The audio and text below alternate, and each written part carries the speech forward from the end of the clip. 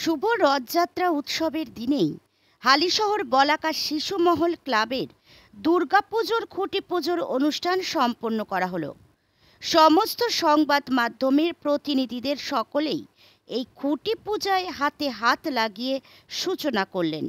এবারে হালিশহর বলাকা শিশু মহলের 2025-এর দুর্গাপুজোর থিম দীঘার জগন্নাথ দেবের মন্দির। এই পুজোর মূল উদ্যোক্তা তথা হালিশহর পৌরসভার পৌরপ্রধান শুভঙ্কর ঘোষ হালিশহরের সকল মানুষের উদ্দেশ্যে রথযাত্রার শুভেচ্ছা জ্ঞাপন করলেন। ব্যুরো রিপোর্টে নিন বার্তা।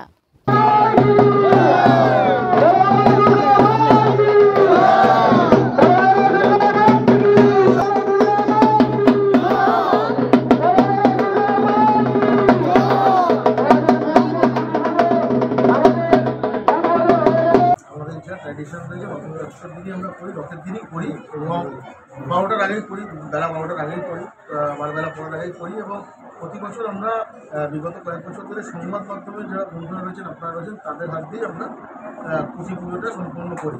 আজকেও তার ব্যতিক্রম হয়নি এবং এই বছর যেটা আমাদের ভাবনা রয়েছে হালিশহর বলাকা সময় প্রতি বছরই চেষ্টা করি আমরা সকলে মিলে, আমাদের ক্লাবের সদস্যরা সকলে মিলে যে নতুন কিছু করা।